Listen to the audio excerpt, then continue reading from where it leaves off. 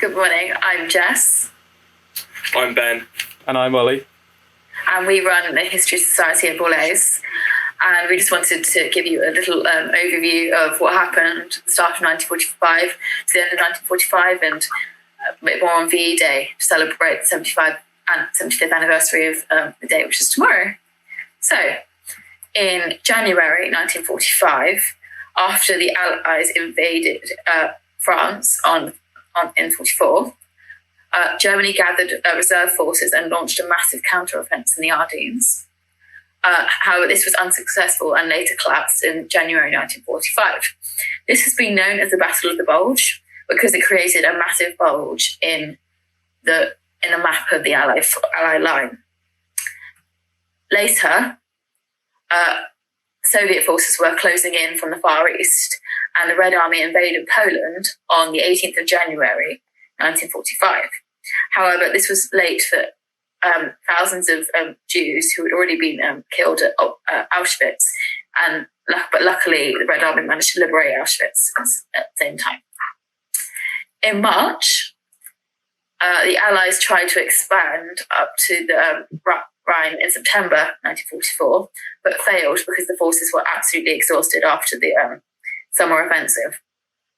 So by March 1945, the Allied forces had crossed the River Rhine at the crossing in Wesel on the 23rd of March, which is just above Düsseldorf, and was a strategic point, and it had a bridge, which you can see on the bottom right, in which the Allies crossed.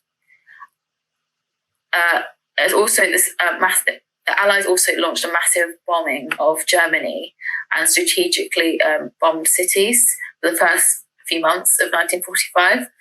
The Germans put up a strong defence, but they ran out of supplies. They lost territory and all their options, and they were suffocated with the bombs. By April, the Allied forces pushed through the line and into Italy and broke the German defence. And on the 25th, the Red Army met the Allies on the River Elbe and the Americans in Tagu in Germany.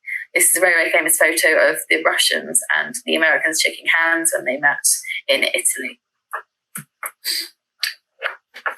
Now over to Ben, the Vienna Offensive.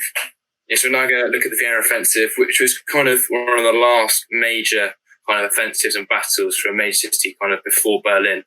So a bit of context. The Russians, they had been advancing through Eastern Europe since managed to kind of turn the tide on the Nazi kind of offense through Russia, through Operation Barbarossa, kind of around the Stalingrad time when that finished in February 1943. After they'd broken through Hungary and kind of slowly advancing into Germany, and Stalin, as I said there, he was adamant that the Russians would take Berlin and they'd be the first to get there. So normally they just trying to be advance as much as they can each day, try and get to Berlin as quickly as possible. However, when they got to Vienna, kind of realising it was a huge city, almost the capital city of this German region, the Ostmark, and a crushing victory here would kind of have a huge impact on German morale and almost crush them even further. So they kind of went through to take Vienna. And actually, so normally they try and go straight through. However, two divisions of Russian forces went either side of Vienna, one heading towards Linz and the other heading towards Grau, kind of almost a pincer movement, leaving the General von Grau kind of a hopeless situation, meaning he'd eventually be overrun. So in the battle, what actually happened? So on the 2nd of April, the Vienna radio, still controlled by Nazis this time, denied that Vienna was an open city. An open city effectively means that the city can't be destroyed, and it's effectively open for anyone to come in and take over, which is the opposite to what Hitler wanted, because he didn't want the Russians to just walk in like they owned it, which they didn't, because he wanted the Germans to fight till the very last and defend the city, even though he'd pulled out a significant amount of the troops from there, leaving only the 2nd SS Corps of the 6th Panzer Army. So really significantly few number of people defending it. I think it was around 250,000 men defending this compared to about 1.25 million Soviet Red Army forces attacking them. So almost 5 times the number of Russians to Germans defending this city. As in with all city fights, there was intense urban fighting, with due to the numbers for so few German defenders, the Russians would almost advance sometimes kilometers through the city without any significant resistance, whereas in some places there'd be really intense resistance, especially around close to the heart of the city. Also, in that second paragraph, you can see that the Austrians actually wanted to try and preserve their city because of its natural beauty. Were actually actively sabotaging German defences, and they were led by the person you can see in the bottom left of the slide, Kohl. I'm sorry if I pronounced that wrong. He was actually a general in the German army, and he'd actually been involved in the 20th of July bomb plot to try and kill Hitler. But he was actually one of the very few officers who managed to escape without being killed after they were executed for attempts to kill the Führer. So he actually led this, and he was responsible for trying to sabotage these German defences, trying to aid the Soviets entering the city to try and prevent it from being destroyed. So by the 10th, so the battle started on the 2nd of April, kind of ended around the 13th. So by the 10th, there were only 2 bridges in the city that weren't destroyed, either by the Germans to try and prevent the Russians from getting over, or the Russians to try and stop the Germans from escaping. And they were the bridges over the kind of the main canals and the Nile River. So rough estimates of kind of around 30,000 casualties on each side. So you're almost looking at 60,000 dead or wounded in total, and around 50,000 German prisoners were taken. And so, around the 12th and 13th, the Germans withdrew from the city of Vienna, kind of leaving it to the Russians, and they withdrew to the positions they would hold to the 8th of May when the surrender was kind of signed. And then after they'd withdrawn, the OKW from Berlin was moved, and they issued its final orders of battle, which kind of showed, it was basically a list of the number of German forces defending the Russians. And it was, looking at it, it's quite astonishing to see the powerful might of the army that had crushed, gone all the way through France, almost right up to England, all the way through Russia, kind of stretched across 2 huge, massive fronts, was now so small and so weak and insignificant. And that basically was the end of German defence in Western Europe. The German surrender. So, on the 23rd of April, 3 Soviet armies entered Berlin, and in 4 days they managed to cut off the city. The Battle of Berlin continued until the 2nd of May, when Berlin surrendered. The commander of the Berlin defence area, General Wilding, who was head of Berlin at this time, surrendered to the Soviets. Unfortunately, 750,000 Red Army soldiers were killed in this horrible attack, and 100,000 German soldiers as well. The biggest devastation is the fact that 175,000 civilians in Berlin were also killed. Adolf Hitler committed suicide on the 30th of April by swallowing cyanide capsule and then shooting himself in the head. This led to the German officially surrendering from all fronts on the 8th of May, 1945. However, they had also surrendered on the Western Front on the 7th of May. This is a quote I found from The Atlantic, which says, Hitler's planned 1,000-year Reich only lasted 12 incredible destructive years. I suppose we can look at it in a way in which to say that even though the 12 years which Hitler ruled were absolutely horrifying and caused mass suffering, we can be glad it was only 12 years and they didn't win the war. And we managed to live in liberty ever since. Yeah. And on that note, there are lots of theories. Historians have put theories forward about what might have been. But we're just going to focus on VE Day today. So obviously 8th of May, that's either tomorrow or today, whenever you're watching this. 1945, it's the 75th year anniversary this year, 2020.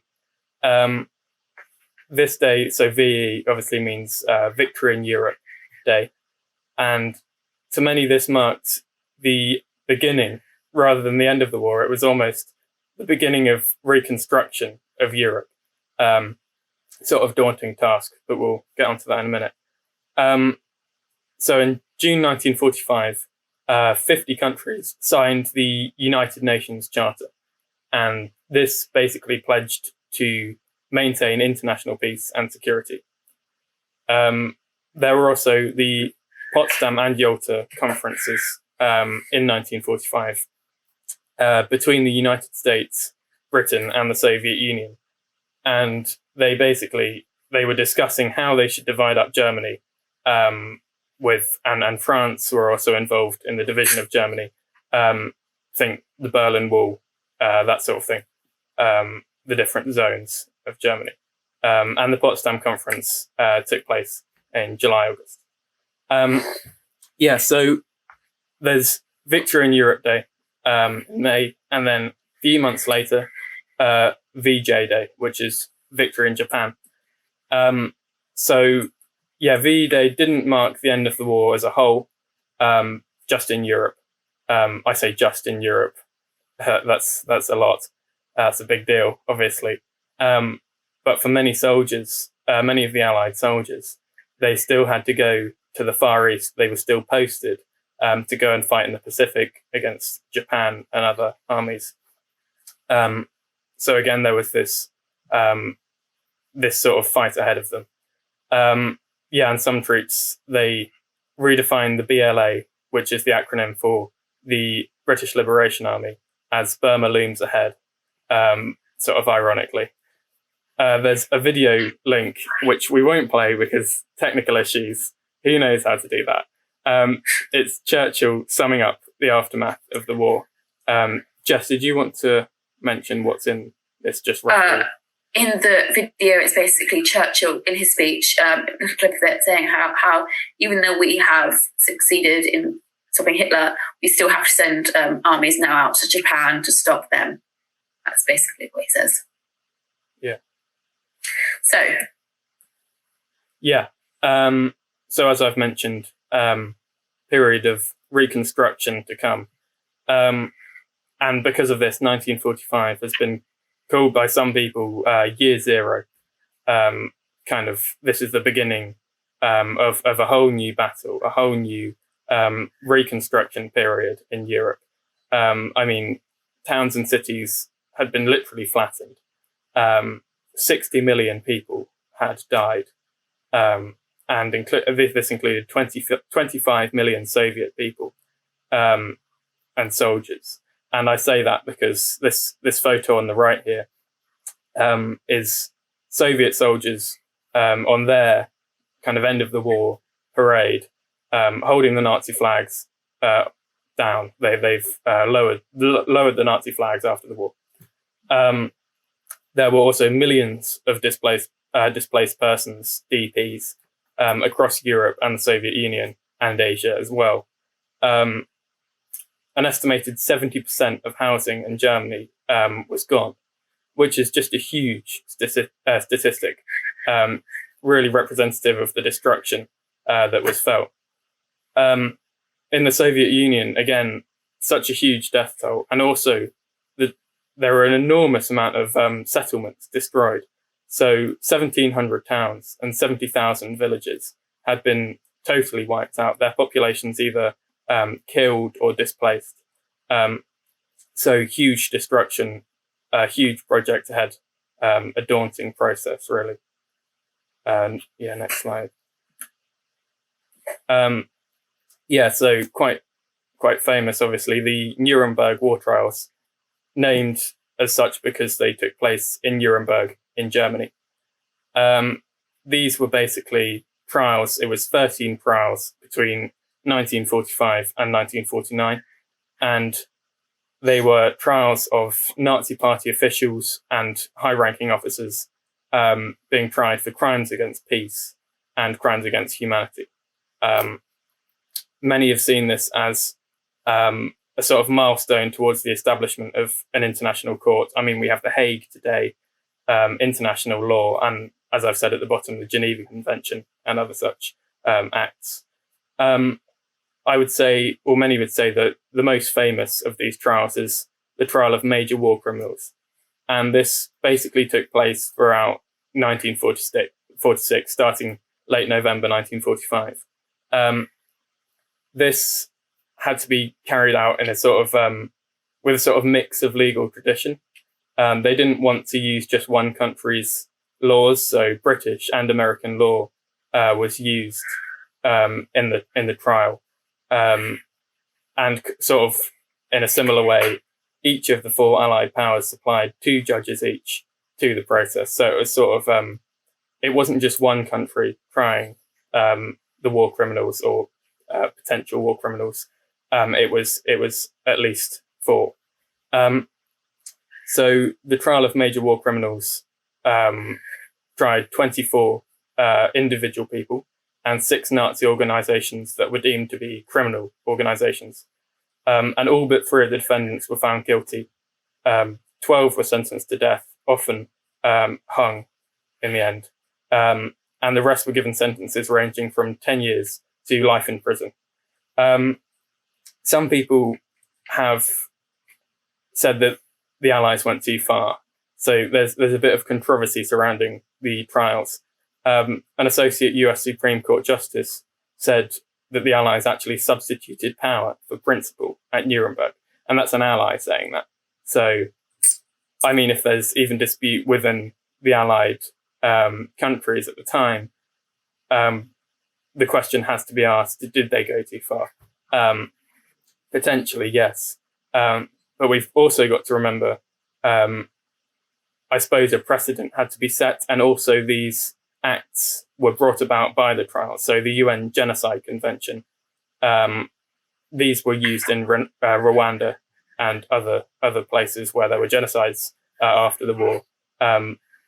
The Universal Declarations of Human Rights and the Geneva Convention were established because of the Nuremberg war trials. They were seen as a necessity afterwards. Next slide. So this is a very, very famous quote from Churchill. So we may allow ourselves a brief period of rejoice, as you can see in the picture, but let us not forget for a moment what the tolls and efforts that lie ahead. And this quote sparks large amounts of rejoice and celebration throughout London. Yeah. And also on that note, last week at the History Society at Borlase, we talked about the Attlee government winning in 1946, and we looked at maybe the reasons why they won, and the sort of spirit that the country was in. I mean, Churchill had just won them the war. It seems surprising, therefore, that they didn't vote him in again. But many people were really just sick of the war and almost the austerity as a result of it. And they wanted a new plan. And many of them saw that in Labour. And so maybe these words of Churchill so quickly saying, we've got a big road ahead of us. Who knows, maybe they didn't help him in political terms. That's just a point of view. That's not necessarily true, but perhaps they hindered his chances against such an apparently forward-thinking Labour candidate in Clement Attlee. So we've got quite a few photos here. So yeah, that was Churchill in Whitehall giving the speech. This is crowds in Whitehall in front of the Ministry of Health. You can see it's very dense. These are people celebrating outside the Houses of Parliament. Lots of V's for victory. Happy faces, obviously. This is a very famous photo. So in the fountains at Trafalgar Square, two soldiers, I think naval soldiers with their girlfriends, wading around in the fountains. And dancing in the streets as well. Lots of confetti. This is in London as well. All of these photos are in London.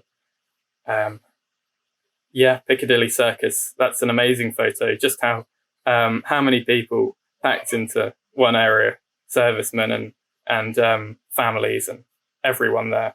8th of May. This is in East Acton. People doing the conga in front of a bonfire as well. I don't know. Maybe the bonfire's made out of bits of destroyed building. Who knows?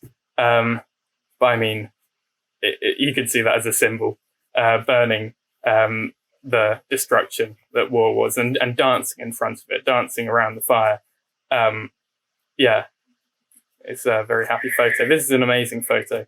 The crew of a Lancaster bomber standing in front of their plane, all holding up V for victory.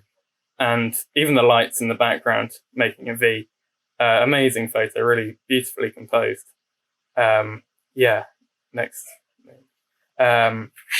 Double-decker bus. People climbed on top of it in Piccadilly Circus. Amazing scenes to think about. Yeah. It's another one. Oh, yeah, this is... so members of the cabinet, going left to right, obviously, Churchill, George VI, the King, Ernest Bevin, and Herbert Morrison. And then behind them, other members of the cabinet. And this is a photo actually taken at Buckingham Palace on VE Day. Yeah, and thank you all for watching. Yes, I hope you have a very nice day, either today or tomorrow, depending on which day you get this recording. Yeah. But I hope you celebrate VE Day and for everything it is. Thank you. Thank you very much.